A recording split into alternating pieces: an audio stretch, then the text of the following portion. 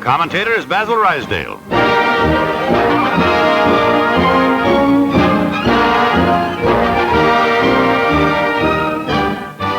A sensational disaster unrevealed during the war.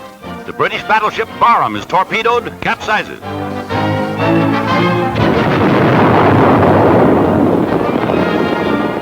"800 men perish when the magazines explode.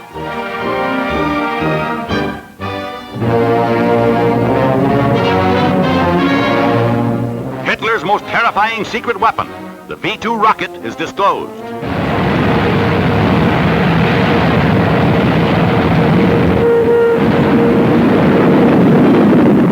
Jet-propelled, the V-2 rises faster and faster until a speed of 50 miles a minute is attained.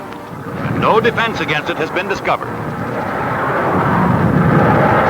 Another V-2 is launched, a weapon that just 1 year earlier might have changed the entire course of the war.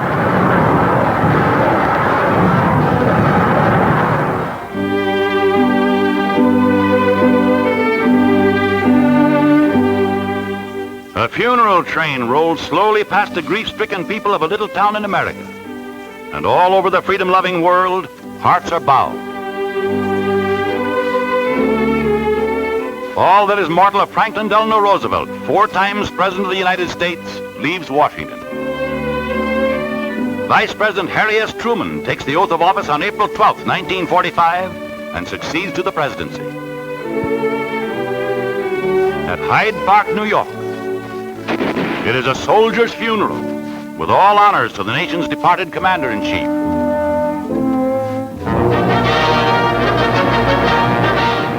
The last flaming hours for a doomed city. Berlin, once mighty metropolis of a proud nation, now crumbles under the merciless pounding of Russian artillery. The senseless last stand of the Nazis results only in complete devastation. Nazism comes to an ignoble end.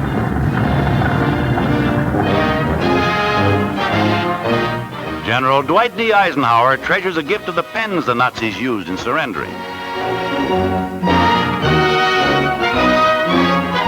In Berlin, Eisenhower arrives to attend a momentous meeting which determines the zones of occupation in Germany.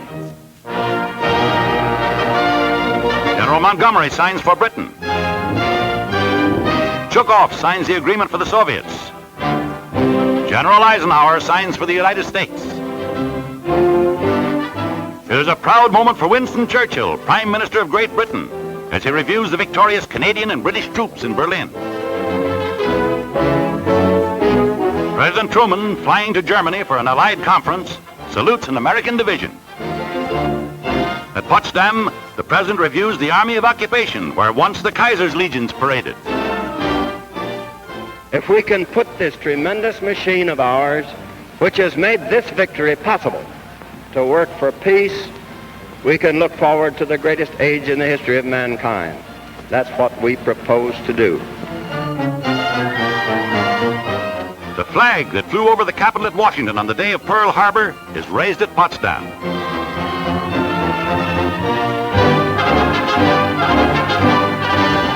Victory echoes across a thankful Europe as Parisians turn out in holiday mood and General de Gaulle pays tribute to the undying spirit of liberty. Holland is liberated by Canadian armies amidst wild rejoicing.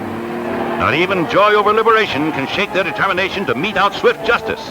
The Dutch relentlessly round up collaborators and quislings.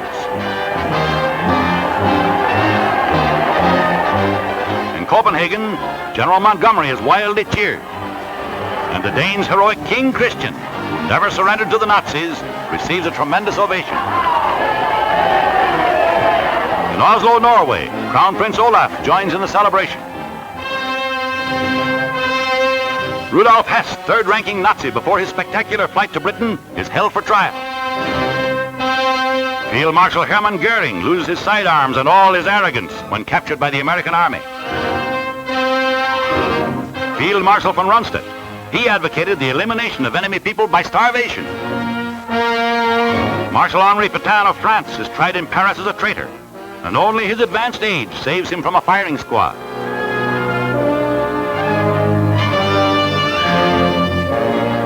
The hated collaborator Pierre Laval goes on trial, and his arguments fall on deaf ears. Swift French justice condemns him to be executed. In Manila, the Jap General Yamashita faces a military court of 5 American generals. Revolting crimes are charged against him. One of the greatest scenes in American history is filmed on Iwo Jima by a daring cameraman. On the costly battlefields of Okinawa, the final campaign against Japan is fought to a finish.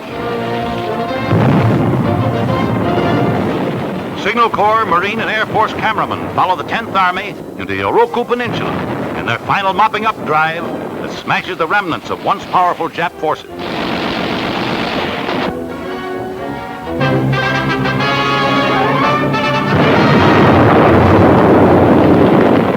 The atomic bomb explodes over Nagasaki, Japan. The Japs were ready to sue for peace when this one bomb wiped the city off the map, with reverberations felt politically in every capital of the world. Nagasaki, viewed from the air, is just one tremendous area of ruin. The unconditional surrender of Japan on board the U.S.S. Missouri. General MacArthur gives one pen to General Wainwright, the other to Britain's General Percival, an historic moment for all the United Nations.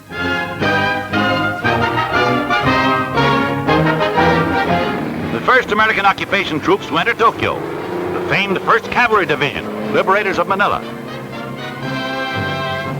The American Embassy, fortunately undamaged amidst the bomb-smashed city, is the headquarters of the Supreme Allied Commander, General Douglas MacArthur. He arrives accompanied by Admiral Halsey, famed commander of the 3rd Fleet. The same flag that flew over Rome and Berlin is raised over Tokyo. At the Korea Naval Base, the Japs have their Pearl Harbor, but no sneak attacks smashed these once powerful ships. They were challenged to come out and fight.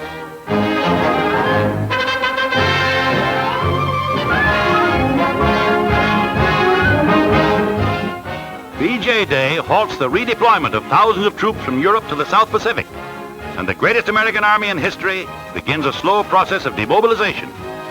Ships laden with veterans who smashed the German armies in the West pour into East Coast ports.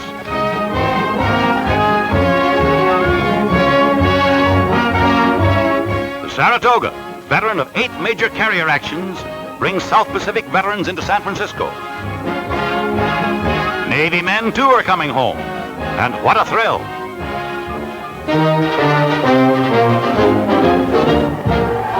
$5 million New Yorkers turn out to celebrate Navy Day and cheer President Truman as he passes up Fifth Avenue en route to review the greatest armada of fighting ships ever assembled. Strung out for miles at anchorage in the Hudson River, the fleet thrills vast crowds of spectators thronging Riverside Drive. Here are veterans of historic naval actions, their crews saluting as the president's ship passes. And carrier planes fill the skies overhead.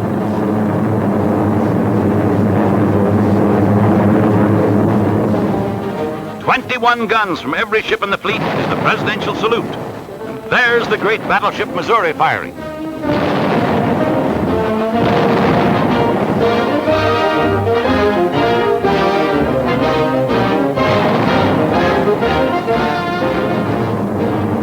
This is the majestic climax to Allied victory on the 7 seas.